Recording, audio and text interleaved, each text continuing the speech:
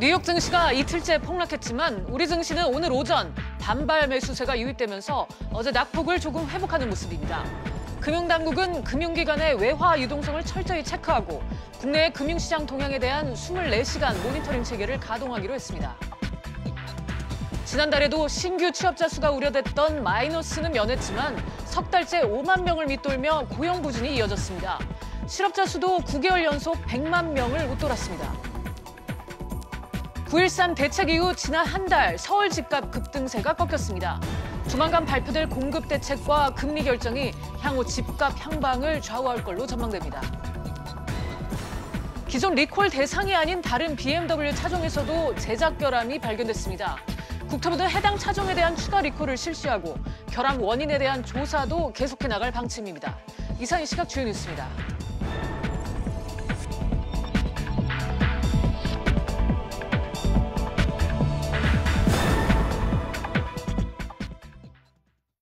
밤사이 미국 뉴욕 증시가 또 급락했는데도 불구하고 오늘 우리 주식시장은 9거래일 만에 반등에 성공했습니다.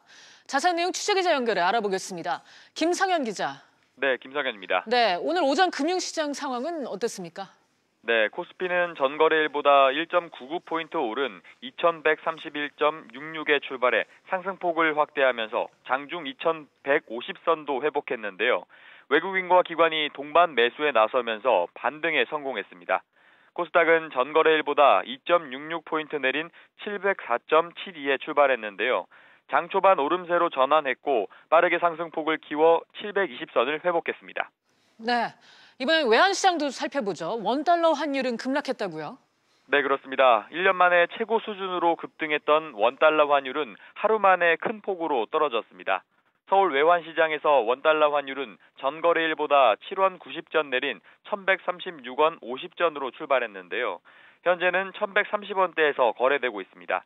미국과 중국이 정상회담을 추진한다는 소식에 미중 무역 전쟁도 마무리될 수 있는 기대감이 작용한 것으로 풀이됩니다. 금융당국은 오늘 시장 대응 방안을 논의했죠? 네, 그렇습니다. 금융당국은 오늘 오전 금융시장 상황 점검 회의를 열었는데요.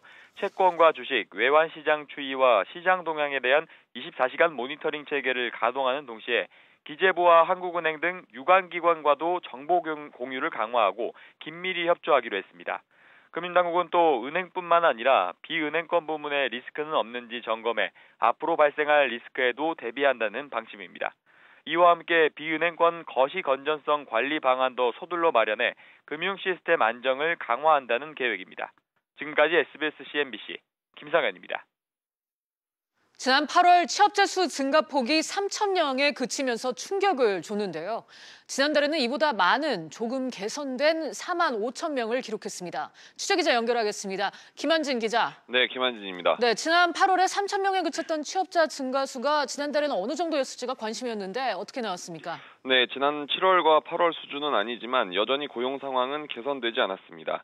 통계청에 따르면 지난달 신규 취업자 수는 2,705만 5천 명으로 1년 전보다 4만 5천 명 느는데 그쳤습니다. 신규 취업자 수 마이너스는 면했지만 지난 7월 5천 명과 8월 3천 명에 이어 올해 들어서는 세 번째로 낮은 수준입니다. 신규 취업자 수 증가는 지난 2월부터 8개월 연속 10만 명대를 밑돌고 있는데요. 특히 최근 석 달째 5만 명을 밑돌고 있는 최악의 상황입니다. 제조업 불황과 급격한 최저임금 인상 여파 등으로 사업시설 관리 지원과 임대 서비스 그리고 도소매업 등에서 10만 명 넘게 줄면서 전반적인 취업자 수 감소로 이어졌습니다. 그렇군요. 김 기자, 특히 청년 실업 문제도 심각한 상황이 계속됐었는데 지난달에는 어땠습니까? 네, 지난달 15세부터 29세까지의 청년 실업률은 8.8%를 기록하면서 1년 전보다 0.4%포인트 하락했습니다. 하지만 여전히 10%에 육박하는 높은 수준인데요. 전체 실업률은 3.6%로 1년 전보다 0.3%포인트 상승했는데 지난 2005년 이후 13년 만에 가장 높았습니다. 전체 실업자 수는 102만 4천 명으로 9개월 연속 100만 명대를 유지하고 있습니다. 30대와 40대 그리고 60대 이상 등에서 실업자가 증가세를 띠면서 1년 전보다 9만 2천 명 늘었습니다. 지금까지 SBS CNBC 김한진입니다. 최악은 피했지만 여전히 고용시장은 어둡다. 이번 9월 고용 동향을 보면 이렇습니다. 이런 가운데 정부는 단기 일자리 등을 담은 일자리 대책을 추진할 걸로 보이는데요. 단순 숫자 채우기란 논란이 일고 있습니다. 관련해서 최영일 시사평론가와 함께 자세히 짚어보겠습니다. 평론가님 어서 오세요. 안녕하세요. 당초 이제 마이너스까지도 내다봤었던 취업자 맞습니다. 증가 수가 좀 개선돼서 나왔어요. 4만 5천 명으로 집계가 네. 됐는데 뭐 최악의 상황은 피하긴 했는데 뭐 여전히 고용 부재는 해소되지 못했다. 뭐 이렇게 보입니다. 맞습니다. 이번 결과 어떻게 보셨어요? 그러니까 이제 대정부 질문에서 나왔던 건데요. 김동연 경제부총리가 이 마이너스로 돌아왔을 것도 배제할 수 없다. 네. 이렇게 얘기를 했었어요. 각오하고 있는 좀 결의가 느껴져서 혹시나 마이너스인가 그랬는데 천만 다행이긴 합니다. 네. 7, 8월이 이미 최악이었는데요. 5천 명 증가, 3천 명 증가, 아무 의미 없는 숫자가 나왔고 사실상 정체 내지는 마이너스라고 해도 할 말이 없습니다. 네. 그래서 이번에도 혹시 마이너스이든 혹은 몇천 명 단위의 증가폭이든 상당히 좀 위험하다 이제 이런 생각을 했었는데 4만 5천 명 그나마 만 단위가 나왔지만 네. 이게 사실은 의미 없긴 마찬가지인 게요. 올해 들어서 지금 이제 세 번째로 낮은 수치일 뿐더러 지금 이 고용 악화의 터널을 우리가 계속 지나고 있는 과정이다. 언제 이 터널을 통과할지는 알 수 없다. 좀 장기적인 관점에서 이제 고민이 되는 거고요. 이 고용률이라는 게 월 전년 대비 이제 동월 고용률이 숫자가 이 정도는 돼야 됩니다. 한 30만 명 정도를 기준으로 봅니다. 30만보다 낮으면 경기가 좋지 않구나. 네. 10만 정도 되면 좀 위험하다. 이렇게 이야기를 하는데 지금 10,000명도 안 나왔던 적이 올여름 2번이고요. 네. 이번에 4만 5천 명 역시 10만 명 언더기 때문에 이 정도 수치는 위험하다를 벗어나서 상당히 좀 악화되어 있는 상황이 지속되고 있다. 이렇게 분석하는 게 옳을 것 같네요. 네, 그러니까 뭐 최악의 상황이었던 마이너스를 각오하긴 했지만 마이너스가 아니고 4만 5천 명이 늘었다고 해도 네. 지금 뭐 박수치고 좋아할 상황은 절대 아닙니다. 절대 아니죠. 이 청년 실업률 다소 감소한 상황이지만 실업자는 지난 1월부터 9개월 연속 100만 명을 웃돌고 있는데요. 네. 이 고용 시장에 불안정성 우려가 나오는 이유인데 이거 네. 어떻게 봐야 할까요? 그러니까 지금 이 정도면은 어떤 이 시기적인 요인이라든가 정황적 요인을 떠나서 구조적으로 굳어지고 있다. 우리가 저성장 기조는 뭐 다 인정하고 있는 상황 아니겠습니까? IMF가 최근에 올해 성장률, 내년 성장률 모두 다 이제 낮게 잡았는데요. 네, 그렇죠. 그렇다면 우리가 뭐 일자리가 생길 구멍이 있어야 일자리가 창출이 될 텐데 정부가 추진하고 있는 단기, 공공, 기간제 일자리 외에는 사실은 어느 산업도 일자리가 늘어나기 어렵다. 구조적으로 조금 이번에 오늘 이제 아침이죠. 아침 9시 바로 발표된 내용을 한번 들여다보니까 가장 일자리가 많이 늘어난 쪽은 공공 서비스 쪽입니다. 사회복지사라든가 네. 복지 관련 업무에 일자리가 늘었어요. 이것은 정부의 노력이 좀 통한 바가 있고 예. 그 외에 생산성을 중시하는 산업 구조로 보면 정보통신업이 좀 늘었어요. 지금 반도체 호황이죠. 그 외에 여러 가지 뭐 이제 첨단 우리가 4차 산업혁명 이야기하는 IT 쪽은 조금 돌아가는 느낌인데 네. 문제는 건설업도 조금 낮습니다. 플러스 요인인데 문제는 제조업이 마이너스예요. 예. 이게 심각하고 그다음에 국내 내수 시장의 지표라고 볼 수 있는 서비스업들, 도소매업이라든가 식당업, 숙박업 모두 다 최악의 고용 상황을 이어가고 있습니다. 그러니까 여기서부터 그럼 이것의 원인이 뭔지를 또 찾아 들어가면 결국은 또 최저임금 얘기가 나오게 돼 있거든요. 네. 그리고 노동시간은 단축됐고 최저임금은 급속히 올라갔다. 이 부분에 대해서 우리 산업 체력이 견뎌낼 수 있느냐 힘들다. 이런 부분에 있어서는 지금 좀 빨리 중장기 대책이 세워지고 공표돼야 하는 시점인데 아직은 별 얘기가 없습니다. 앞서 평론가님도 이번에 나온 수치를 가지고 의미가 없다 이런 표현을 쓰셨는데 그만큼 네. 이번 고용 수치만을 두고 뭐 회복했다 뭐 이렇게 표현할 수가 회복이라는 없는 거죠. 말을 쓸 수가 없죠. 아까 네. 말씀드린 대로 계속 터널을 우리는 지나가고 있다. 네. 문제는 터널을 빨리 벗어나야 되는데 이 터널이 언제 끝날지 도대체가 빛이 보여야 되는데 안 보이고 있단 말이에요. 이건 정부도 모르고 네. 지금 오늘 대부분 경제 뉴스를 보시면 그나마 저는 다행이면서도 우울할 수밖에 없는 게 정부가 그동안에 낙관론 기조를 접고 이제 신중론으로 돌아섰다. 네. 정말 신중하게 접근할 수밖에 없거든요. 혹은 굉장히 최악의 위기를 감안하고 접근을 해야 되는데 그동안 정부는요. 이 장하성 정책실장 이야기를 다시 복기해 보면 올 연말부터는 좋아질 것이다. 일시적으로 힘든 것이다. 폭염의 과정에 그런 얘기를 했어요. 지금 이제 겨울 추위가 다가오고 있습니다. 과연 호전될까요? 정부가 낙관론을 빨리 접고 정말 이 근본적인 대책부터 다시 원점에서 재검토해야 한다. 이런 말씀을 꼭 드리고 싶습니다. 네. 자, 이제 주목해 봐야 할 거는 이르면 다음 주에 나올 일자리 대책입니다. 네. 현재 거론되는 게 3만 개 안팎의 단기 일자리입니다. 네. 이 신규 채용을 통해서 고용 환경을 개선한다는 건데 뭐 누구나 공감할 수는 있습니다. 단기 그런데 단기 일자리라는 거는 좀 의아합니다. 이건 그러니까 어떻게 정부가 봐야 합니까? 지금 만들 수 있는 것은 사실은 계속 이제 강조돼 왔던 대목이지만 정부가 일자리를 만들 수 없습니다. 이걸 이제 정부가 인정해야죠. 정부가 만들 수 있는 일자리가 말씀하신 대로 단기, 임시적으로 일부 있는 것이 공공근로 일자리거든요. 네. 그래서 지금 국정감사 이어지고 있는데 어제 오늘 경제정책 질타받고 있는 대목이 뭐 야당 이제 자유한국당의 민경욱 의원 같은 경우가 공개한 내용을 보면 기재부가 산하 기관들에 이메일을 보내서 그것도 한 2달 동안 7차례나 보내서 BH 청와대 지시다. 그러니까 빨리 좀 인턴이라든가 단기 고용 일자리를 늘려라라고 압박을 했다는 거죠. 네. 일단 기재부는 부인을 하고 있는 상황입니다. 청와대의 지시는 없었다. 자체적인 판단으로 수요 조사를 한 것이다. 그런데 문제는 청와대가 꼭 지시를 하지 않았더라도 청와대에 일자리 상황판이 있는 걸 모든 국민이 알고 있지 않습니까? 청와대가 지금 지지율과 관련해서 정치적인 지지 기반을 유지해 나가기 위해서는 경제 지표를 빨리 호전시켜야 되는데 가장 심각한 게 고용이란 말이죠. 그러다 보니까 공공 일자리 쪽에서 단기직이라도 우선은 통계 수치를 좀 올리기 위해서라도 급급할 수 있다고 봐요. 그리고 그럴 수 있다고 보고 그런 정황이 짙어요. 이 정부가 인정했으면 좋겠고요. 저는 이 급박하게 단기라도 정부가 할 수 있는 걸 먼저 할 텐데 이거는 정말 한 바가지 마중물에 불과하고 기업들이 움직여줘야 되는데 그 중장기 대책이 다음 주 초에 꼭 발표됐으면 좋겠습니다. 그런데 아직 그 부분은 나오지 않고 있고 그런데 제가 최저임금의 좀 의아했던 게요. 얼마 전에 김동연 경제부총리가 이 일자리 대책이 빠르면 내주에 나올 것이라고 얘기를 하면서 그때 얘기했던 게 단기 일자리가 아니라 맞춤형 일자리가 될 것이다 이런 맞습니다. 얘기를 했었거든요. 맞습니다. 근데 왜 갑자기 분위기가 바뀐 거죠? 예, 일단은 지금 이제 국감 과정에서 야당 의원이 제기하고 네. 기재부가 지금 대응하고 있는 것은 이 공공근로 일자리들 단기직 중심으로 이야기가 오가는 건 맞는 것 같고요. 네. 지금 저는 그래서 다음 주에 경제부총리가 발표할 일자리 대책은 구조적인 대책이 되어야 한다. 네. 아마 그것도 준비하고 있겠죠. 중장기적인 대책. 우리 지금 고용 상황이 고용 시장이 직면하고 있는 내용들에 대해서 원인 분석을 꼼꼼하게 해야 올바른 이제 해법이 나올 수가 있겠죠. 네. 그래서 그 부분은 오늘까지는 일단 기다려 줄 수 있다고 봐요. 다음 주에 한번 일자리 대책을 한번 들여다봐야 될 텐데 문제는 이제 이 고용 상황이 언제 끝날 수 있겠는가. 네. 정부의 문제가 아니라 정부가 정말 대기업이 좀 일자리를 풀고 그리고 산행 유보금을 돌려서라도 신규 사업에 좀 투자를 하고 그리고 스타트업들이 뭔가 좀 지원될 수 있는 정부의 또 구조적인 기업이 고용하도록 정부는 기반을 깔아줘야 하는데 지금 정부가 너무 좀 이 상황을 정치적으로 급급하게 해석해서 정부가 직접 고용하는 방식을 느리지 않기를 좀 기대를 해봅니다. 평론의 마지막으로요. 이번에 국감이 지금 시작이 되면서 여당 쪽에서는 지금 우리 경제가 힘든 거 이렇게 일자리 문제도 생기는 게 우리 경제가 패러다임 전환이 일어나면서 겪는 어려움이다. 뭐 이런 주장을 펼쳤습니다. 어느 정도로 그 주장을 받아들여야 할까요? 정말 그랬으면 좋겠습니다. 네. 그랬으면 좋겠는데 네. 지금 이 해외의 경우에는요. 일본, 미국 고용 다 좋아지고 있잖아요. 여기서 고용에 집중하지 않고 있습니다. 이 나라들이 뭘 했냐면 생산성에 집중을 하고 있거든요. 네. 근데 우리나라가 지금 문제가 심각한 게 생산성입니다.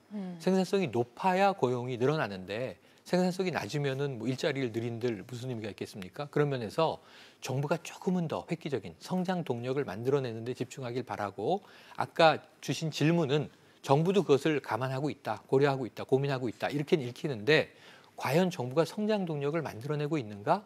그 부분에서 이 문재인 대통령이 이제 이 하이닉스 준공식을 한다든가 인도를 방문해서 한 이야기는 분명히 4차 산업혁명에 일자리 늘리는 데 방점이 있고 김동연 경제부총리에게도 대통령이 그런 주문을 했어요. 혁신 성장에 조금 더 신경을 써달라. 네. 근데 이제 지금 뭐 소득주도 성장 문제보다 혁신 성장에서 실질적인 생산성, 탄력성 그리고 확장성이 나와야 되는데 그것이 뭔지 아무도 모르고 있다는 점에서는 안타까움이 큽니다. 네, 이 정부의 고용 문제 인식, 이 고용 문제는 고용 문제만의 문제가 아니라는 걸 또 그렇습니다. 인식을 해야 될 것 같습니다. 평론가님 오늘 말씀은 여기까지 듣겠습니다. 감사합니다. 고맙습니다. 9.13 부동산 대책이 발표된 지 한 달이 지났습니다. 시장이 빠르게 식으면서 서울 집값 오름세가 상당 부분 꺾인 흐름입니다. 취재기자와 함께 서울 집값에 대해서 자세한 얘기 나눠보도록 하겠습니다. 이대종 기자 나와 있습니다. 이 기자, 현재 집값 상황 어떻습니까? 예, 공인중개소들을 저희 취재기자들이 좀 직접 돌아봤는데 개점 휴업인 곳들이 적지 않았습니다. 호가를 고집하고 있는 집주인들과 또 집값이 좀 더 떨어질 것을 예상하는 이 수요자들 사이에 눈치 싸움이 한창인 그런 모습인데요. 이번 주 서울 아파트값은 0.07% 오르는 데 그쳐서 5주 연속 상승세가 움츠러들었습니다.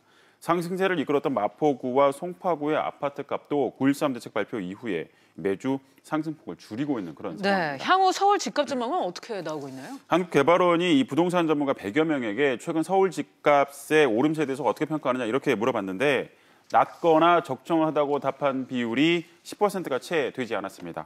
높다고 답한 비율은 90%를 차지를 했는데요. 실제 이 서울 아파트 가격은 올해 평균 9.18%가 오르기도 했습니다. 그럼 1년 후 전망은 어떻게 보느냐 이렇게 물어봤더니 답변이 좀 나뉘었습니다. 응답자의 46%가 오를 거라고 봤고요. 나머지는 지금과 비슷하거나 오히려 떨어질 거다 이렇게 대답했습니다. 네, 그래도 떨어질 것이라는 분석이 약간 많은 것 같은데 네. 변수가 있다면 어떤 게 있을까요? 가장 큰 변수는 정부의 공급 대책으로 꼽힙니다. 정부는 수도권에만 지금 30만 호 주택 공급을 하겠다 이렇게 밝혔는데요. 서울과 일기 신도시 사이에 미니 신도시 네 곳에서 5곳을 내놓겠다 이렇게 밝혔습니다.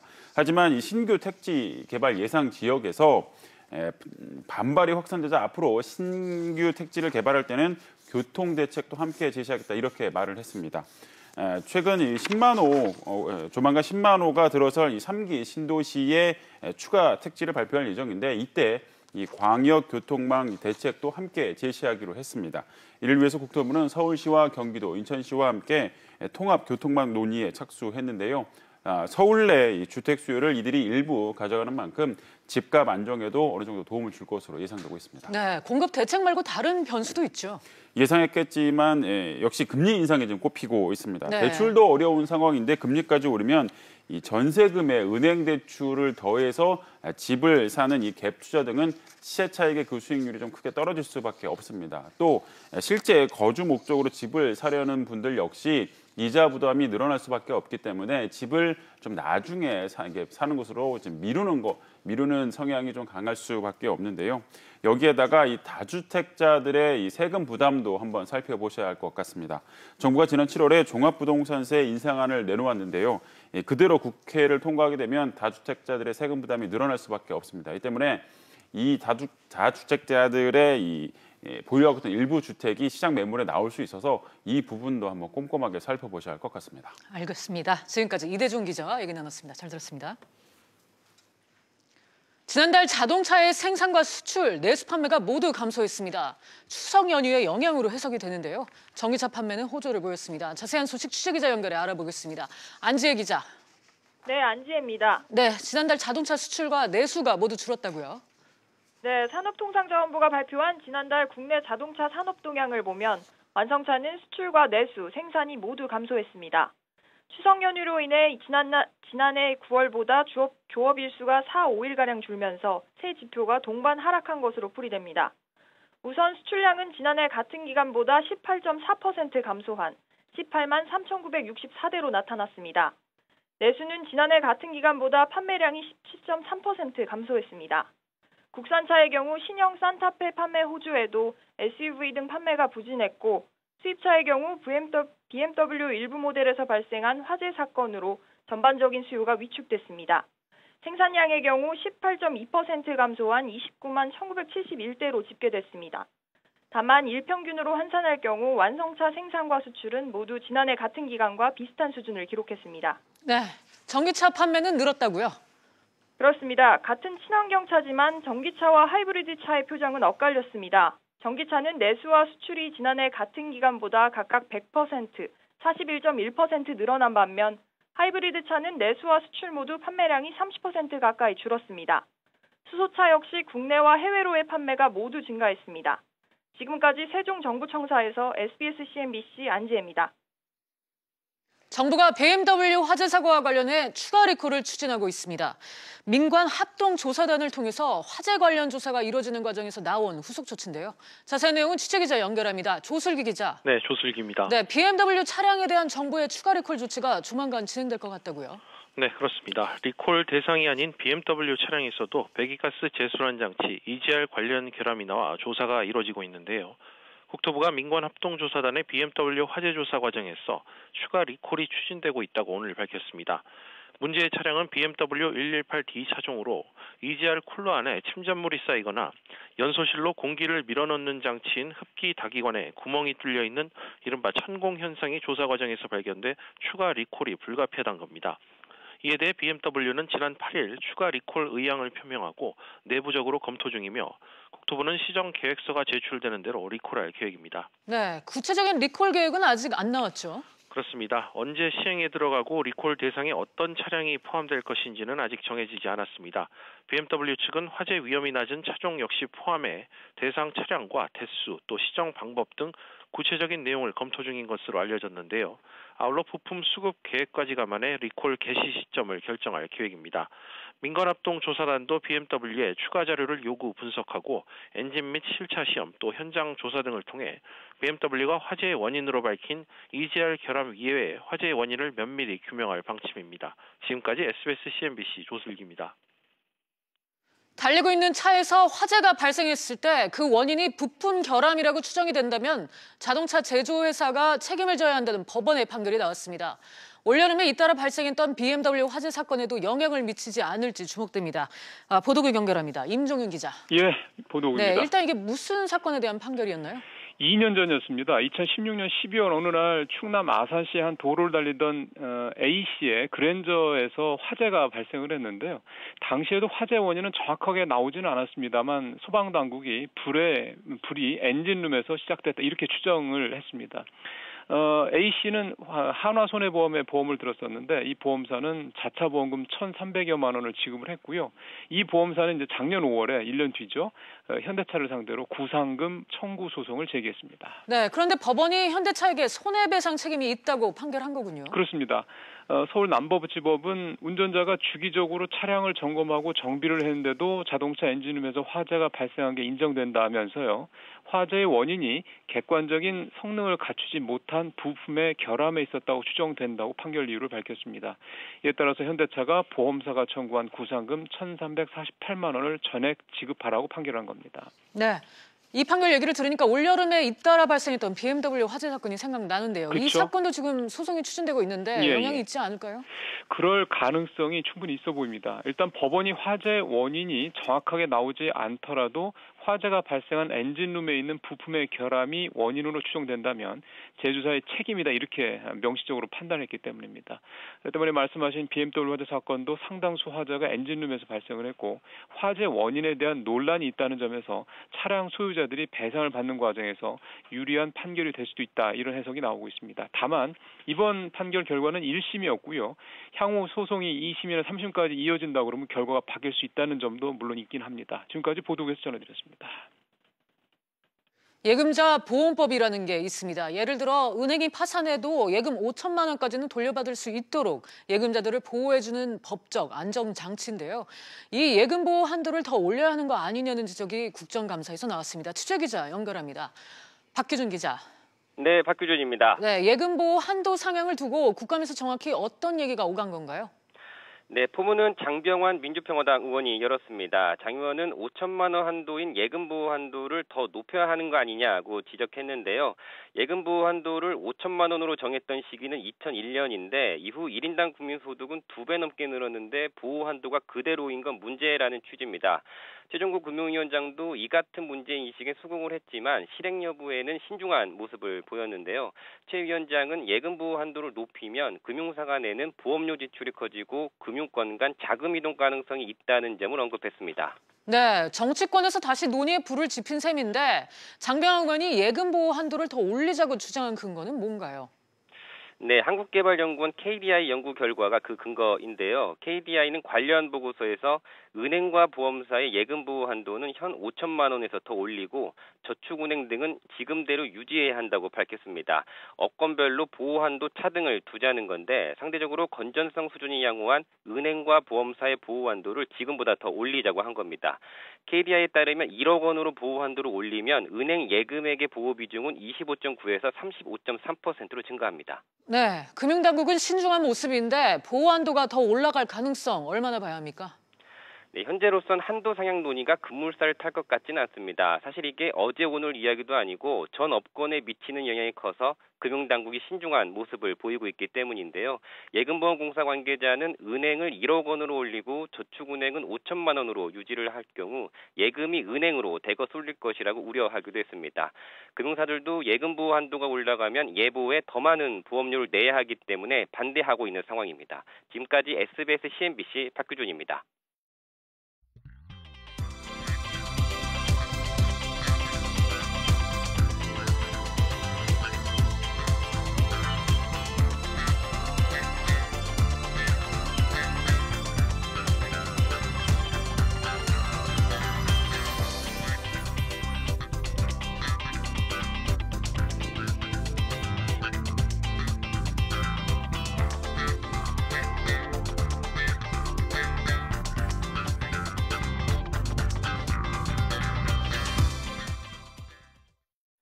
오늘 저희가 준비한 내용은 여기까지입니다. 시청해주신 여러분 고맙습니다.